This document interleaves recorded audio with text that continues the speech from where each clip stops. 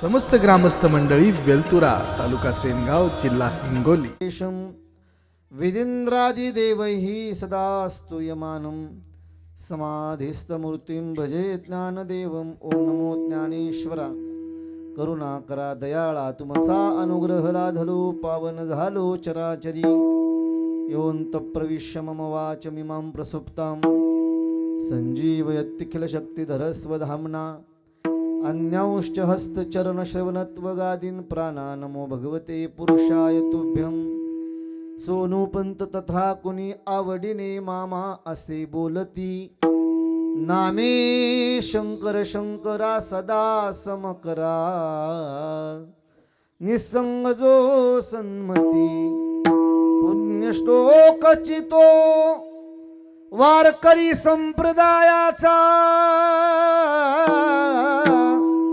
आध्वर्यू खरा शोभतो ऐशा संत बरा सदा समकरा दांडे करा वंदितू नमो सद्गुरु तुकया ज्ञान दीपा नमो सद्गुरु सच्चिदानंद रूपा नमो सद्गुरु भक्त कल्याण मूर्ती नमो सद्गुरु भास्करा पूर्ण कीर्ती कैवल्याचा पुतळा प्रगटला भूतळा कैवल्याचा पुतळा प्रगटला भूतळा कैवल्याचा पुतळा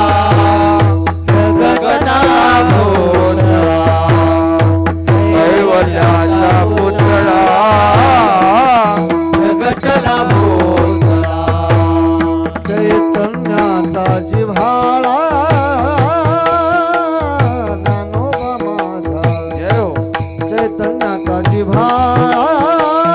कैवल्याचा पुतळा प्रगटला भूतळा चैतन्याचा जिव्हाळा ज्ञानोबा माझा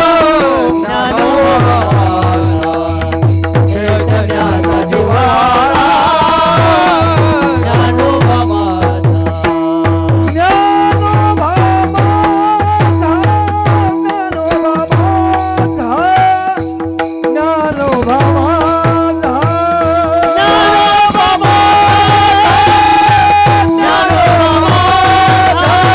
चैतन्याचा जिव्हाळा ज्ञानोबा माझा चैतन्याचा जिव्हाळा ज्ञानोबा माझा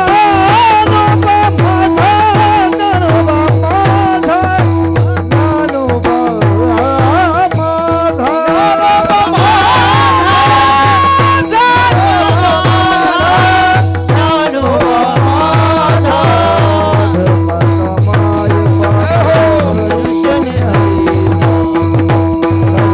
माझा ज्ञानोबा माझा ज्ञानोबा माझा कैवल्याचा पुतळा प्रगटला भूतळा चैतन्याचा जिव्हाळा ज्ञानोबा माझा साधकांचा मायबाप दर्शने हरे ताप सर्वाभूते सुख रूप ज्ञानोबा माझा आता जागारी बाही जागा चोर निजल्या नाडोनी भागा आता जागारी बाही जागा कैवल्य साम्राज्य चक्रवर्ती विश्वमावली ज्ञानोबा राया वारकरी संप्रदायाच्या कलशास्थानी विराजमान असणारे जगद्गुरु तुकोबराया ब्रह्ममूर्ती सोपान काका सद्गुरु जोग महाराज सद्गुरु भगवान बाबा महाराज आदी करून सकल संतांच्या चरणावरती साष्टांग नमन करून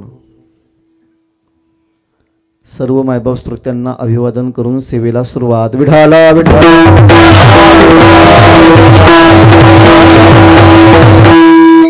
सालाबादप्रमाणे याही वर्षी श्री क्षेत्र वेलतुरा या ठिकाणी चालू असणारा हा अखंड हरिनाम सप्ताहाचा आजचा हा 5वा दिवस आणि 5व्या दिवसाचं कीर्तनरूपी पुष्प आपल्या गावचं असणारं भूषण नवे नवे हिंगोलीचं भूषण आमचे जीवलग मित्र ज्यांचं संपूर्ण महाराष्ट्रभर नाही तर महाराष्ट्रभराच्या बाहेर एक वारकरी संप्रदायाचं युवा नेतृत्व तरुण तळपास राशी असणारे कीर्तनकार आमचे जिवलग मित्र बालमित्र सोपानजी महाराज सानप शास्त्री महाराजांच्या विनंतीला मान देऊन या ठिकाणी आपल्या सर्वांच्या दर्शनाचा योग या ठिकाणी आला. कीर्तनासाठी सर्वच महाराष्ट्रातील दिग्गज महाराज मंडळी या ठिकाणी उपस्थित आहेत. आमचे गानकोकिळा म्हणून ज्यांना पण आपल्या भागात ओळखता भरत महाराज असतील, आमचे मधुकर महाराज अवचार असतील, आमचे दुसरे सगळे गुरुबंधू असतील, माझ्यासोबत आलेले युवा रत्न सुनील महाराज मानवतकर पाटील असतील, आमचे मृदंगवादक आशिष महाराज असतील, त्यांचा कॅमेरा आहे ते आमचे मराठी हॉटस्पॉटचे सर्व शरद शिंदे साहेब यांचा तो कॅमेरा, त्यांचे कार्यकर्ते असतील. त्याचबरोबर खऱ्या अर्थानं निष्ठावंत वारकरी म्हणून आम्ही ज्यांच्याकडे पाहतो, 15 दिवसाची पायी वारी तर कोणी करतं, पण परतीची वारी करणारे निष्ठावंत वारकरी आमचे सोपान महाराजांचे पूज्य पिताश्री बाबा या ठिकाणी उपस्थित आहेत. खऱ्या अर्थानं आम्ही महाराष्ट्रभर जे फिरतो आहे, सोपान महाराज असतील, अजून सगळे हे आम्हाला मोठेपणा किंबहुना मानपान या महाराष्ट्रातली ओळख, या ओळखीच्या पाठीमागचं सगळे पुण्य जर कोणाचे असतील ना तर आमच्या आईबापाची, लक्षात ठेवा. हो, म्हणून बाबांचं असणारी निष्ठावंत वारी बाबा ह्या ठिकाणी उपस्थित आहेत. आणि आपण सर्वजण वेलतुरा गावातले, विशेष करून मला या तरुण मंडळींचं वाज फारच छान वाटलं, कारण तरुण मंडळी पुढे आहेत कीर्तनासाठी. हे छान का वाटलं त्याचं कारण सांगतो की तरुणांनी खऱ्या अर्थानं कीर्तनासाठी पुढं पाहिजे, तरुणांनीच पुढं पाहिजे. आणि आपल्या वेलतुरातल्या गावात नेतृत्वच युवा तरुण असल्यामुळे त्यांच्या शब्दाला मान देऊन सगळे युवा तरुण मंडळी सगळे कीर्तनासाठी या व्यासपीठावरती उपस्थित आहेत. सर्व तरुणांचं मला राधेकृष्ण महाराजांनी राधेश्याम महाराजांनी सांगितलं.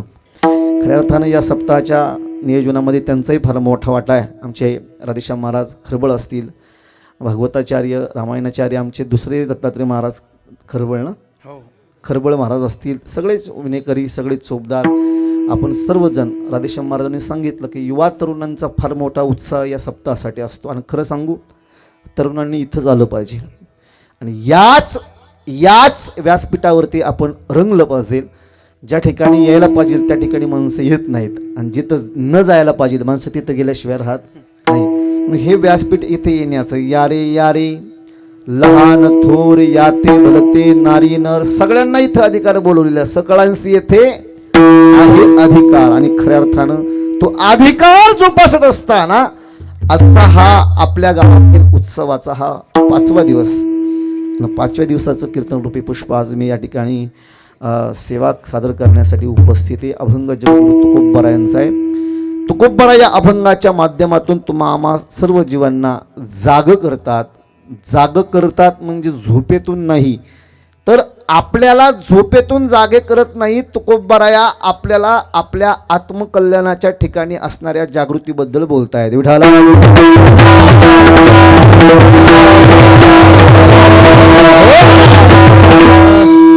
संत जागे करतात आपल्याला. काही लोक म्हणतील तुकोबरा आम्हाला जागे करत असतील, आम्ही झोपेतून जागेत. आत्मकल्याणाच्या ठिकाणी आपण मात्र जागे नाहीत, लक्षात ठेवा. आपल्याला सकाळी सकाळी वासुदेव येतो, तो जागा करतो. वासुदेव तो बघा, पूर्वीच्या काळी वासुदेव यायचे, ते दान पावलं ते सकाळी सकाळी पहाटे पहाटे वासुदेव यायचे. ते पूर्वीचे वासुदेव होते, ते पहाटे पहाटे यायचे. अलीकडचे वासुदेव लोक शेतात गेल्यानंतर येतात. अलीकडचे वासुदेव, पूर्वी वासुदेव यायचे, जोगी यायचे, पिंगळा वगैरे असे जे होते पूर्वीचे, जे ते सगळ्या लोकांना जाग करायचे आत्मकल्याणाच्या ठिकाणी. जोगी फार सुंदर जाग करत होते. तुका मागे दान द्यावे जी अनन्य, जगजोगी जागे जागे बोलती,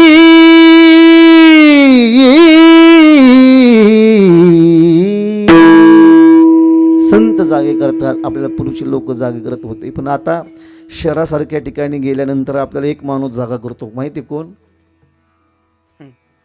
झोपले का काय ना जागे सगळे. तुम्हाला जागे तुम्हाला करावं लागेल. आपल्याला शहराच्या ठिकाणी गेल्यानंतर एक माणूस जागा करतो. लोक म्हणतील महाराज कोण आहे? त्याचं नाव आहे गुरखा. माहिती गुरखा? गुरखा तू काय सांगतो माहितीये का, जागते रहो. गुरखा कशासाठी ठेवलेला असतो? सिक्युरिटी म्हणून, रात्री चोऱ्या होऊ नये, कोणी येऊ नये म्हणून गुरखा असतो. आणि तो शिट्टी फुकतो आणि खाली दांडका आणतो. जागते रहो, हा त्याचं वाक्य असतं, हे फेवरेट. मला कधी कधी विचार पडतो, मग आम्ही जागते रहो तर तुला काय बिड्या फुका ठेवला का? तुला ठेवला कशाला मग? गुरखा पण आपल्याला जागा करतो, पण आपल्याला ते आपल्या वस्तू सांभाळाव्यात, नीट राहाव्यात, चोरी होण्या म्हणून तो जागा करतो आपल्याला. पण साधू संत जागा करत असतात ना, ते आपल्या आत्मकल्याणाचा बद्दलच. उठा जागे व्हारे आता, जागे वारे आता. स्मरण करा पंढरीनाथा.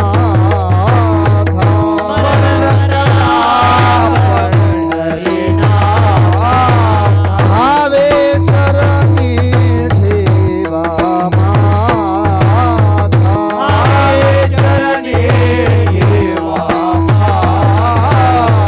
चुकवा व्यथा जन्माच्यातन, दारा पुत्र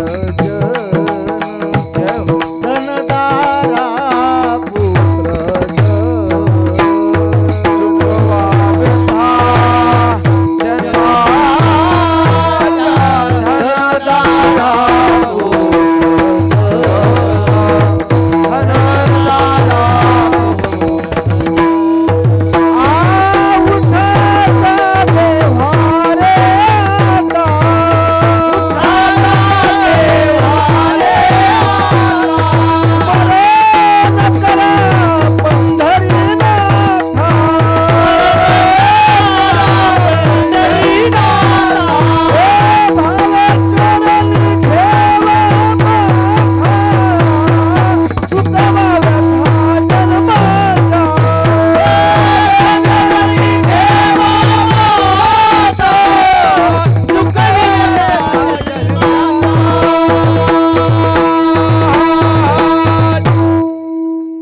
जागे व्हारे आता. आपल्याला संत जाग करतात, आपल्याला देव सुद्धा जागा करतो. बरं, देव जागा करतो, आपल्याला संत जागे करतात.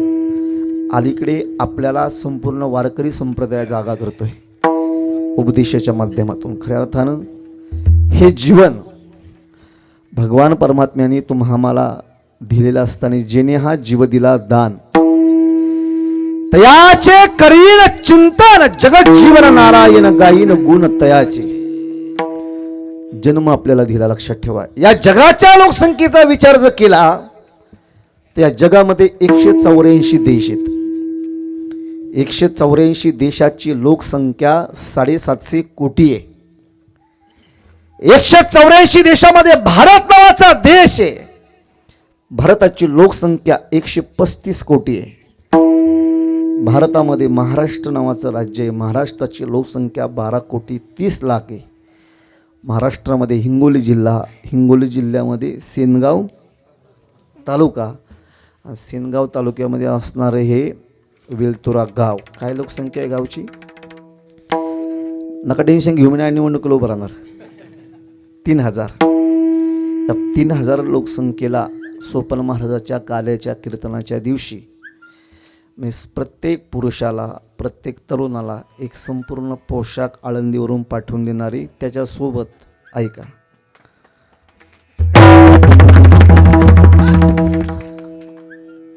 पुढचं तर ऐका,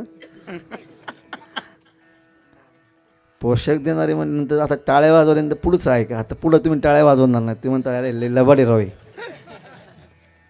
प्रत्येक पुरुषाला मी एक संपूर्ण पोशाख देणारे, एक शॉल देणारे, एक श्रीफळ देणारे, सन्मान चिन्ह देणारे आणि त्याच्यासोबत 1000 रुपयाचं पॉकेट देणारे. कळलं का? प्रत्येक पुरुषाला 1000 रुपयाचं पॉकेट देणारी पूर्ण. किती दिवस आम्ही तुमच्याकडून घ्यावं? तुम्हाला पण कधीतरी द्यावं.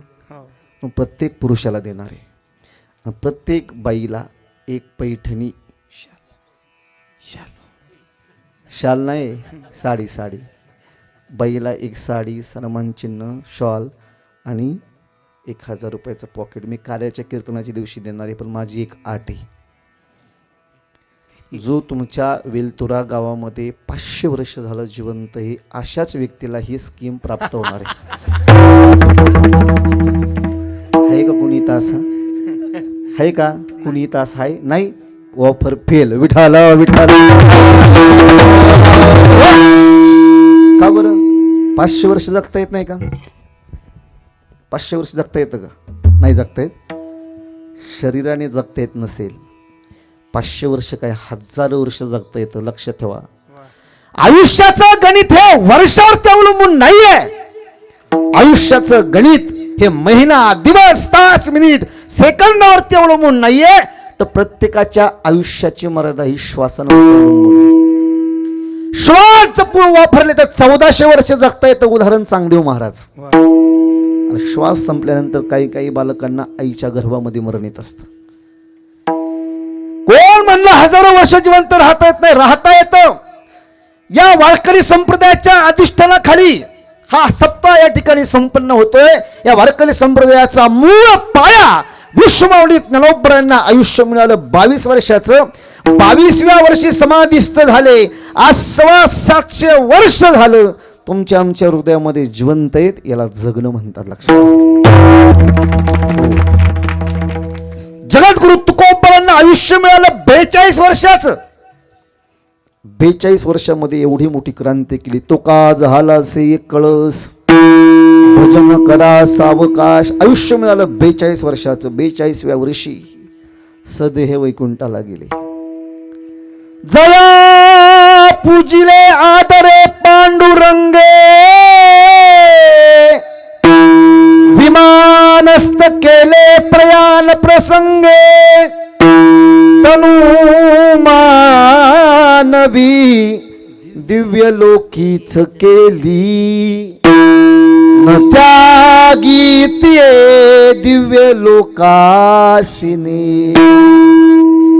प्रयाण काळे देवे विमान पाठविले, कलीच्या काळा माझी अद्भुत वर्तविले. मानव देह घेऊनी निज धामा गेले, रामनी सकळ संता तोषविले.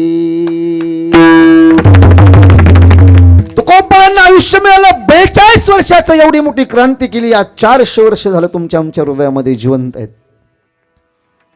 आज खऱ्या अर्थानं तुम्ही आम्ही जे कीर्तनामध्ये वाचला, या कीर्तनाचं श्रेय जातं फक्त महाराष्ट्रातल्या 2 माणसांना. एका व्यक्तीचं नाव आहे छत्रपती शिवाजी महाराज, दुसऱ्या व्यक्तीचं नाव आहे मासाहेब. ही 2 माणसं या महाराष्ट्राच्या मातीमध्ये झाली नसती तर मला असं वाटतंय आज आपण कीर्तनाला बसला नसता. काही लोक म्हणते महाराज काय कारण आहे बरं, काय काय केलं या दोघांनी, काय केलं सांगतो ऐका.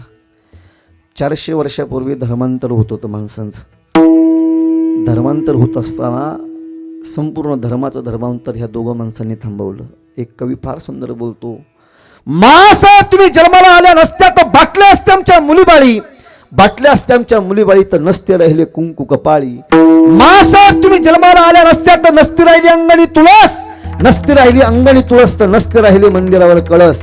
मासाहेब तुम्ही जन्माला आल्या नसत्या तर नसते झाले छत्रपती शिवाजी महाराज, नसते झाले छत्रपती शिवाजी महाराज तो काशी की कला जाती, मथुरा में मस्जिद बसती और एक छत्रपती शिवाजी महाराज न होते तो सबकी सुन्नत होती. लक्षात का सांगतो मी, कुठल्या जाती विरोधात नाहीये. वारकरी संप्रदाय 18 पगड जातीला घेऊन चालणारा हा संप्रदाय, मी कुठल्या जाती विरोधात नाही. पण त्या काळामध्ये जे जाणून बुजून धमकी देऊन जे धर्मांतर चालू होतं, छत्रपती शिवाजी राजांनी ते धर्मांतर थांबवलं. धर्म टिकला, धर्म टिकला म्हणून धर्मातली मंदिरं टिकली, धर्मातली मंदिरं टिकली म्हणून मंदिरातले देव सुरक्षित राहिले, आणि मंदिरातले देव सुरक्षित राहिले म्हणून मंदिरातल्या देवाचे कार्यक्रम आज. या कार्यक्रमाचं श्रेय कुणाला जातं? 2 माणसाला. ज्यांनी या हिंदवी स्वराज्याचं स्वप्न आपल्या आईच्या उदरामध्ये पाहिलं, ते सत्यामध्ये उतरवण्यासाठी ज्यांनी आपले प्राणही पणाला लावले, छत्रपती शिवाजी राजांना आयुष्य मिळालं फक्त 50 वर्षाचं. 50 वर्षामध्ये एवढी मोठी क्रांती केली. आज 350 वर्ष झालं तुमच्या आमच्या हृदयामध्ये जिवंत आहेत. याला जगणं म्हणतात. लक्षात. आपल्या गावचं असणारं भूषण आमचे सोपान महाराज सानव शास्त्री आळंदीला आले. गावातल्या लोकांनी ठरवलं की गावामध्ये पुतळा बसवायचा छत्रपती शिवाजी राजांचा. तुम्ही आता जो विराजमान केला ना पुतळा शिवाजी महाराजांचा, तो पुतळा ठरवण्यासाठी खऱ्या अर्थानं आम्ही 2 जण गेलो होतो. वाघोलीसारख्या ठिकाणी आम्ही गेलो. तुमच्या गावातले पण बरेच कार्यकर्ते त्या ठिकाणी आले होते. गावातले कार्यकर्ते खऱ्या अर्थानं तो पुतळा आपण आणला. बाबासाहेबांचा आणला, अण्णाभाऊंचा आणला. या गावामध्ये सगळ्या जाती धर्माचे लोक एकत्र गुण्यागोविंदाने नांदतात. अतिशय आणि खरं सांगू का, हेच गाव पण लक्षात ठेवा. 18 पगड जातीला सोबत घेऊन गावचा कारभार, गावचा सांस्कृतिक कार्यक्रम करणं, हाच खरा कारभार गावच्या वतीने केला पाहिजे. आपण सर्वजण करताय. गावाला द्यावे तितके धन्यवाद थोडे येत ना. तर आम्ही आमच्या तिकडे पुणे जिल्ह्यामध्ये पाहतो. पुणे जिल्ह्यामध्ये सध्या ही अवस्था आहे. काय होतं माहिती का, माल हे तो ताल आहे. माल असला की लोकांना मग नको ते उद्योग सुचतात. लक्षात ठेवा. आमच्याकडे माल आहे, त्यामुळे 2 पार्ट्या काय काय ठिकाणी 2-2 सप्ते व्हायला लागल्या. एका पार्टीचा 1 सप्ताह, दुसऱ्या पार्टीचा 2रा सप्ताह. पण सगळ्या जाती धर्माच्या लोकांना, सगळ्या धर्माच्या लोकांना एकत्र करून आपण हा गावामध्ये हा इतका सुंदर सांस्कृतिक कार्यक्रम म्हणा सप्ताह आयोजित करता. आपल्याला द्यावे तितके धन्यवाद थोडे. खरं सांगू, सोपान महाराजाचं महत्त्व तुम्हाला किती मला माहीत नाही. संपूर्ण महाराष्ट्रातल्या कीर्तनकरांना माहिती आहे की सोपान महाराज किती मोठे आहेत. आणि काय सांग, आमच्या गावाकडे त्यांचं वातावरण असतं. आता तुमच्या गावाकडे आम्ही वातावरण करू. पण सोपान महाराजाचा अतिशय स्वभाव असा की खऱ्या अर्थानं त्यांच्यामुळे तुमच्या सर्व दर्शनाचा योग आहे. तरुण पिढी आहेत, लहान लहान मुलं आहेत, ते सगळे कीर्तनाला आले पाहिजे, बसले पाहिजे. का बसले पाहिजे त्याचं कारण सांगतो. इथे चांगले विचार ऐकले की चांगलं आचरण होत असतं. चांगलं आचरण घडलं की चांगलं मरण येत असतं. चांगलं मरण आलं की चांगली गती प्राप्त होत असते. म्हणून चांगल्या गतीसाठी चांगलं मरण, चांगल्या मरणासाठी चांगलं आचरण, चांगल्या आचरणासाठी चांगले विचार. म्हणून चांगले विचार तुम्हाला Hingoli bus stop, railway station, विमानतळावर ऐकायला भेटणार नाही. तुम्हाला इथंच यावं लागेल. या व्यासपीठाचं नाव आहे वारकरी संप्रदायाचं व्यासपीठ आहे. सत्संगतीचं हे व्यासपीठ आहे. म्हणून साधू संतांनी जो आपल्याला मार्ग दाखवला, मार्ग दावून गेले आधी, मार्ग दावून गेले आधी, मार्ग दावून गेले आधी, मार्ग दावून गेले आधी, मार्ग दावून गेले आधी, मार्ग दावून गेले आधी, मार्ग दावून गेले आधी, मार्ग दावून गेले आधी.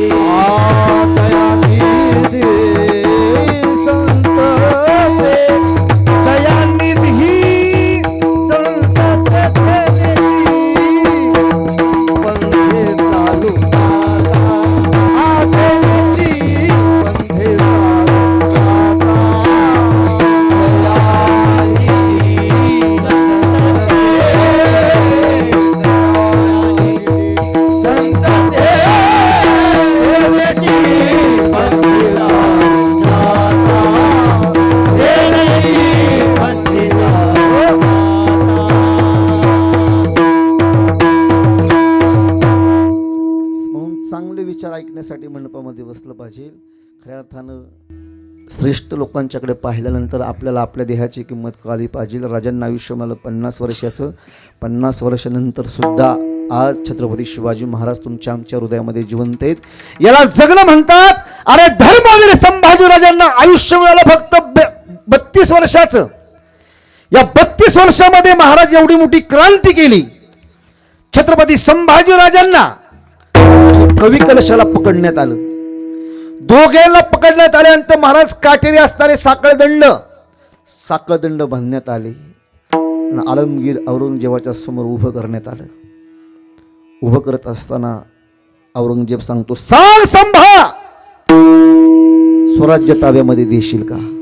पहिला प्रश्न.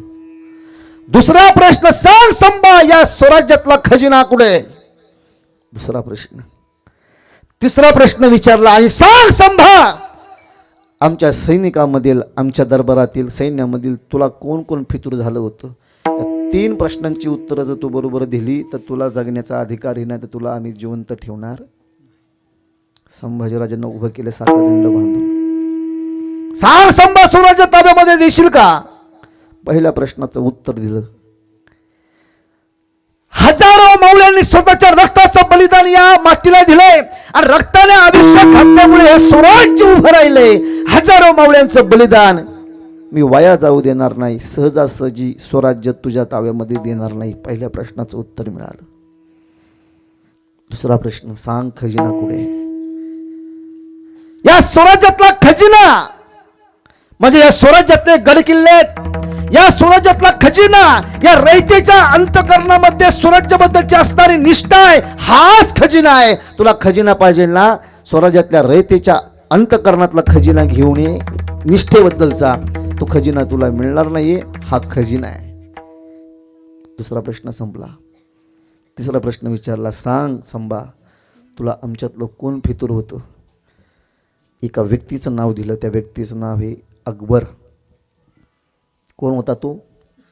औरंगजेबाचा मुलगा.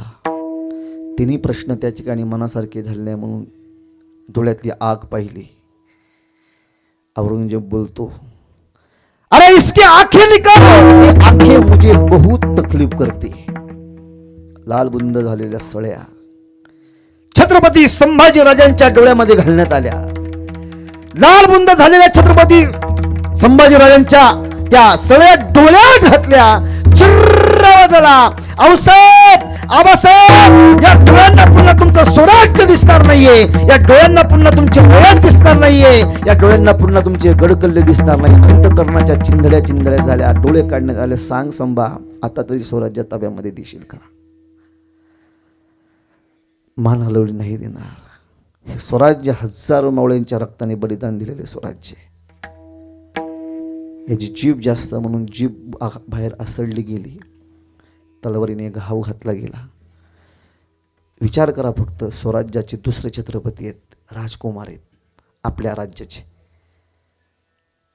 राजकुमाराचा अंत इतका भयंकर. जीभ बाहेर ओढली गेली, तलवारीने घाव घातला. जीभ एकीकडे आणि छत्रपती संभाजी महाराज एकीकडे. एखाद्या गोळाच्या ढेपेला जसे मुंगळे चिकटावे तसे यवन सैन्य छत्रपती संभाजी राजांच्या अंगावरती तुटून पडले. अंगावरती तलवारीने ब्लेडसारखे इतके वार केले की अंगावरती 1 इंचही जागा शिल्लक नव्हती. लक्षात ठेवा, इतके वार केले. उकळतं पाणी ओतलं गेलं तरी स्वराज्य ताब्यामध्ये देण्यात. मीठ चोळलं गेलं तरी स्वराज्य ताब्यामध्ये देण्यात. मसाला चोळला गेला, लिंबाचं पाणी चोळलं गेलं. विचार करा, प्राण जात नाही म्हणून. आपल्या घरामध्ये ते काय असतं, उलथान असतं ना, उन्हातले आणले, चिमट्याने नखं उपटली गेली तरी प्राण जायना. शेवटी महाराज तुकडे तुकडे करून मारलं, प्राण दिला, पण स्वराज्याने धर्म बदलला नाही, स्वराज्य ताब्यामध्ये दिलं नाही. छत्रपती शिवाजीराजांना, संभाजीराजांना हाल हाल करून मारलं. वय होतं फक्त 32 वर्षाचं. 32 वर्षामध्ये धर्मासाठी स्वतःच्या प्राणाची आहुती देणारा एकमेव असणारा हा बलवान छत्रपती संभाजी महाराज आज 325 वर्ष झालं तुमच्या आमच्या हृदयामध्ये जिवंत आहेत. याला जगणं म्हणतात. लक्षात ठेवा. सगळे माणसं शेकडो वर्ष जगत असतील तर माझं असं मत आहे, आपण मेल्यानंतर 10-5 वर्ष जिवंत राहिलं पाहिजे. मेल्यानंतर आपला फोटो कुठेतरी लटकवला जातो, एखाद्या कोपऱ्यामध्ये लावला जातो, लटकवला जातो, कोणी विचार करत नाही. पण शेकडो वर्ष जगायचं असेल ना तर एकाच स्वरूपामध्ये जिवंत राहायचं. कुठल्या? उत्तमाची उरे कीर्ती मागे, उत्तमाची उरे कीर्ती मागे,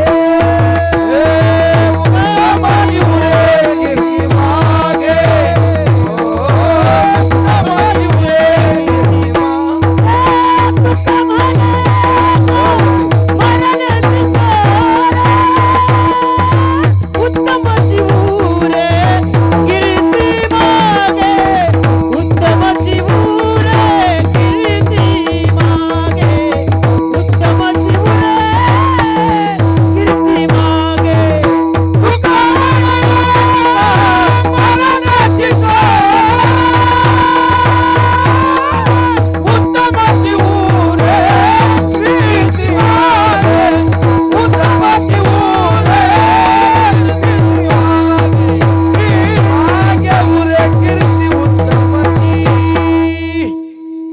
तुका म्हणे एका मरणेची सरे उत्तम चिवरे कीर्ती मागे कीर्ती रूपाने जगाच्या पाठीवरती जिवंत राहत. स्वामी विवेकानंदांना लोकांनी विचारलं, महाराज हे जीवन कसं आहे? स्वामींनी उत्तर दिलं, जीवन हे 3 पानी पुस्तक आहे. जीवनाचं पहिलं पान आहे जन्म आणि शेवटचं पान आहे मरण. पहिलं पान जन्माचं, शेवटचं मरणाचं आहे. मधलं जे रिकामं पान आहे त्या मधल्या जीवन आणि मरण हे दोन्हीचे मधलं पान आहे. बघा, एक वेळ जन्माची चाहूल 9 महिने 9 दिवस अगोदर कळते. इथं बसलेल्या कुठल्याही माणसाला विचारा, बाबा तुमचा जन्म कधी झाला? जन्माचा दिवस सांगता येतो, जन्माचं साल सांगता येतं, जन्माचा तास मिनिट. अलीकडच्या लोकांनी तर सेकंद पण लिहून ठेवायला सुरुवात केली. सेकंदही सांगता येतो अलीकडे, बरोबर. जन्माचा साल महिना दिवस तास मिनिट सेकंद सांगता येतो. पण त्याच व्यक्तीला विचारा, बाबा तुम्ही कधी जाणार? कुठं? रिसोर्टला? कुठं? Going to एमपुरी.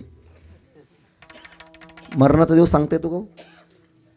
माझी तुम्हाला ऑफर आहे, कुणी पण आपल्या मरणाचा दिवस सांगा, महाराज अमक्या तारखेला मरणार आहे मी. जो त्याच्या मरणाचा खरा दिवस सांगेल, आजच्या कीर्तनाचं पाकिट त्याला सप्रेम भेट. मरणाचा दिवस सांगता येतो का? आमचे गुरुवर्य वैकुंठवासी परमपूज्य प्रातस्मरणीय वारकरी संप्रदायाचे आध्वर्यू वारकरी शिक्षण संस्थेचे अध्यापक विठ्ठल महाराज घुले म्हणायचे, बाबा म्हणायचे, जर माणसाला माणसाच्या मरणाचा दिवस कळाला असता तर माणसं झुरून झुरून मेले असते. मला जर सकाळी 10 वाजता आळंदीवरून निघताना कळालं असतं कीर्तन झाल्यानंतर वेलतोऱ्यामध्ये मी मरणारे, 10:30 वाजता बरोबर मरणारे, तर कशाला मरायला इथं आलो असतो मी.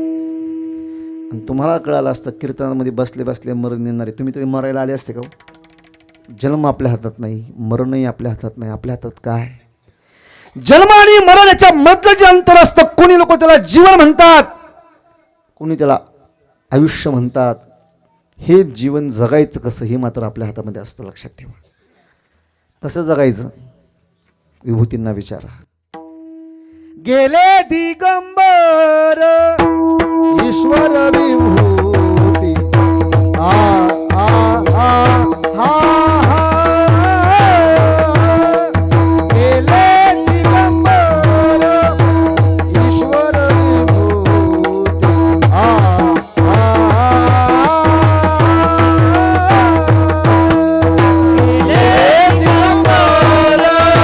ईश्वर विभूती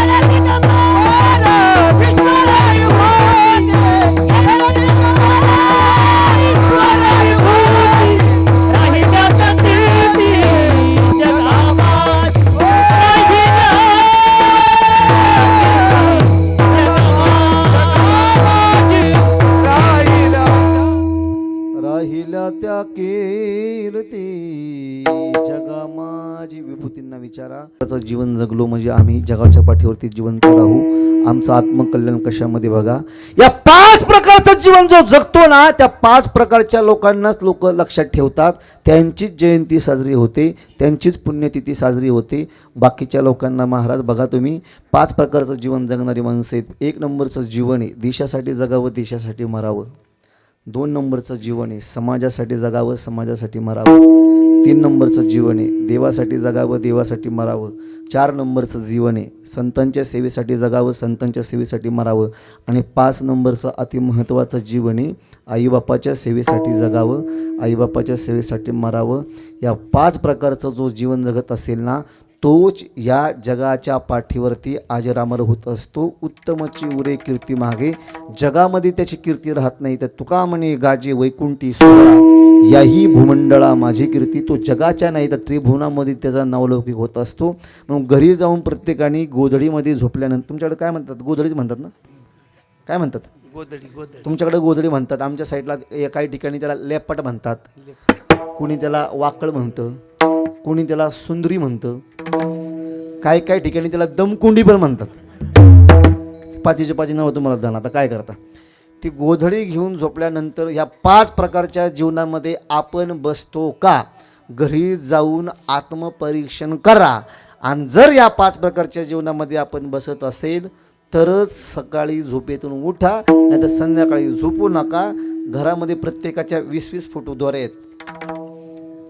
दोरी काय म्हणता तुम्ही त्याला, रस्सी, दोरखांड. हां, दोरखांड घ्या, गावाच्या बाहेर जा, झाडाला लावा आणि करा मोकळा आम्हाला. 5 प्रकारच्या जीवनामध्ये जो बसत असेल ना, त्याचीच जयंती पुण्यतिथी साजरी होते. मी उदाहरणाने पटवून देईल. जागा सांगतोय. आत्मकल्याण कशामध्ये बघा, शूर ओळखावा रणी, साधू ओळखावा रणी. देशासाठी जगणारी जी माणसं छातीवरती गोळी झेलत असताना त्यांना मरण आलं तरी त्यांना भगवंताच्या पायाजवळ जागा आहे. आणि भजन करत असताना जरी त्यांना मरण आलं तरी त्यांना भगवंताच्या पायाजवळ जागा आहे. देशासाठी जगणारी माणसं आतापर्यंत लाखो लोक देशासाठी गेली महाराज. 7,32,000 लोकांची यादी आहे. 7,32,000 लोकांची यादी आहे. पहिल्या अग्रस्थानावरती नाव ज्यांचं घेतलं जातं त्या व्यक्तीचं नाव आहे भगतसिंग. भगतसिंगाचं नाव पहिल्या क्रमांकाला घेतलं जातं.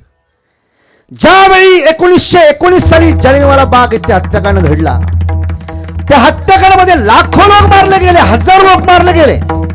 हत्याकांड थांबलं होतं का, तर इंग्रजांच्या बंदुकीमधल्या गोळ्या संपल्या म्हणून हत्याकांड थांबलं होतं. हा सगळा प्रकार घराच्या खिडकीतून भगतसिंग पाहत होते. भगतसिंगाने हा सगळा प्रकार पाहिला आणि विचार केला, अरे माझ्या डोळ्यासमोर माझ्या देशातली तरुणी बाळ पोरं छातीवरती गोळ्या झेलतात आणि स्वतःच्या रक्ताने या मातीला अभिषेक करतात. अरे आपण सुद्धा देशासाठी जगलं पाहिजे, आपण सुद्धा देशासाठी मेलं पाहिजे. काय करावं महाराज, ते युद्ध हत्याकांड थांबलं होतं. इंग्रजांच्या बंदुकीमधल्या गोळ्या संपल्या म्हणून हत्याकांड थांबलं होतं. हा सगळा प्रकार भगतसिंगाने पाहिला. खिडकी उघडली, त्या खिडकीतून खाली उडी मारली, त्या मातीमध्ये गेली, ती लाल माती उचलली. ती लाल माती रंगाची नसून ज्यांनी स्वतःच्या रक्ताने ते मातीला अभिषेक घातला त्यांच्या रक्ताने माखलेली ती लाल माती होती. ती लाल माती उचलली, कपाळ लावली आणि सांगितलं, मा एक दिवस तुझा बदला घेतल्याशिवाय राहणार नाही. आई, एक दिवस तुझ्या या मातीचे उपकार मी फेडल्याशिवाय राहणार नाही. ज्या मातीवरती तुझ्या या भक्तांचं रक्त सांडलं ना, त्याची परतफेड हा भगतसिंग एक ना एक दिवस करेल. हा विचार ज्या वेळेस केला ना, भगतसिंग लहानाचे मोठे होऊ लागले. भगतसिंग महाराज स्वतंत्र क्रांती संघटनेमध्ये जाऊ लागले. महाराज लहानाचे मोठे होत असताना आईने काही पैसे हातामध्ये दिले आणि पैसे दिल्यानंतर सांगितलं, भगता हे पैसे घे, किराणा मालाच्या दुकानामध्ये जा, किराणा घेऊन ये, तुला पाहायला पाहुणे येणार आहेत. किराणा माल घेऊन ये, स्वयंपाक करू, पाहुण्यांना जेवू घालू, पाहुणे जेवतील, पाहुणे तुला पास करतील, तुझं लग्न होईल, सुखाने संसार कर. पैसे हातामध्ये घेतले. चालत चालत चालत चालत गावातल्या मध्ये चौकामध्ये आले. चौकामध्ये येत असताना अंतःकरणामध्ये क्रांतिकारी विचारांचं वादळ उठलं. विचार केला, अरे या पैशाचा मी बाजार केला, माझी आई स्वयंपाक करेल, अरे आईने स्वयंपाक केला, पाहुणे जेवतील, पाहुणे जेवले, पाहुणे मला पास करतील, मला पास केलं माझं लग्न होईल, अरे माझं लग्न झालं तर आयुष्यभर मला त्या बाईची सेवा करावी लागेल. मी शपथ घेतलेली आहे, मला त्या बाईची नाही तर मला माझ्या आईची सेवा करायची, मला माझ्या मातीची सेवा करायची. भगतसिंग आणि महाराज पैसे हातामध्ये घरी न येतात तसेच पुढे सरकले. स्वतंत्र क्रांती संघटनेमध्ये सहभागी झाले, बॉम्ब घेतला, संसदमध्ये टाकला, स्वतःला अटक करून घेतली. त्यावेळेस भारत पाकिस्तान फाळली नसल्यामुळे लाहोरच्या जेलमध्ये त्यांना ठेवण्यात आलं. लाहोरच्या जेलमध्ये ठेवत असताना भगतसिंगाची आई भगतसिंगाला भेटायला गेली. स्वतःच्या पोटचा गोळा ज्यावेळी 4 गजाच्या आतमध्ये आहे, भगतसिंगाची आई भगतसिंगाला भेटायला गेली. सांगितलं, भगता काय केलंस हे? तुला माहिती तू केलेल्या कृत्याचा परिणाम काय काय? अरे हे इंग्रज सरकार तुला फासावर लटकवणार आहे, तू मरणार आहेस. अरे तू मरणार आहेस, तू आम्हाला सोडून जाणार आहेस. पुन्हा या डोळ्यांना पुन्हा भगतसिंग दिसणार नाहीये. आईच्या डोळ्यातलं पाणी पाहिलं. भगतसिंगाने सांगितलं, मा का रडतेस? का रडतेस? का तुझ्या डोळ्यामध्ये पाणी आहे? सांग. अगं तुझा मुलगा कुठे कोल्या कुत्र्याने न खाता तुझा मुलगा देशासाठी मरतोय, याचा अति आनंद तुझ्या अंतःकरणामध्ये असला पाहिजे. मा, आई, माझी अंतिम इच्छा पूर्ण करशील का? म्हणजे काय? एकच इच्छा पूर्ण कर आई. काय? ज्या दिवशी मला फासावरती देण्यात येईल ना, त्या दिवशी कृपया तू माझ्या समोर येऊ नकोस. का? तर मला फासावर जाताना पाहिलं की तुझ्या डोळ्यामध्ये पाणी येईल, तुझ्या डोळ्यातलं पाणी पाहिलं की माझ्याही डोळ्यामध्ये पाणी येईल. म्हणून आई बापाच्या डोळ्यामध्ये पाणी आणणारा माणूस तो माणूस नसतो, तो राक्षस असतो, लक्षात ठेव. आईच्या डोळ्यातलं पाणी पाहिलं की माझ्या डोळ्यामध्ये पाणी येईल. माझ्या डोळ्यात पाणी आलं तर इंग्रजांना वाटेल हा फासावर जात असताना रडतोय आणि मला रडत रडत फासावर नाही जायचं, तर मला हसत हसत फासावर जायचंय. अरे या देशातल्या हरामखोर इंग्रजांना कळू दे, या देशातल्या तरुणांना त्यांचं तारुण्य महत्वाचं नाहीये, त्यांचं रक्त महत्वाचं नाहीये, तर त्यांची माती स्वतंत्र होणं फार महत्वाचं आहे. लक्षात ठेवा, त्यांची माती स्वतंत्र होणं फार महत्वाचं आहे. 23 मार्च 1931 साली भगतसिंगांना फासावरती चढवण्यात आलं. भगतसिंगांना फाशीची शिक्षा देण्यात आली. भगतसिंगांना फाशीची शिक्षा देत असताना भगतसिंगाचं वय किती होतं माहिती? किती वय होतं सांगा? 80 वर्षाचं होतं का? किती वर्षाचं होतं? 60, 50, 40, 25ही पूर्ण नाही, 23 वर्ष 5 महिने आणि फक्त 26 दिवसाचं. 23 वर्ष 5 महिने 26 दिवसाचं असणार वय फासावर जातंय. आणि फासावर जात असताना अंतःकरणामध्ये फक्त एकच विचार होता, बस काय कर चली हम फिदा जानो तुम साथियों, अब तुम्हारे हवाले वतन साथियों, कर चली हम फिदा जानो तुम साथियों, अब तुम्हारे हवाले वतन साथियों. तू मेरा कर्मा, तू मेरा धर्मा, तू मेरा अभिमान हे वतन महबूब मेरे, तुझ पे दिल कुर्बान है. हम जिएंगे और मरेंगे, हे वतन तेरे लिए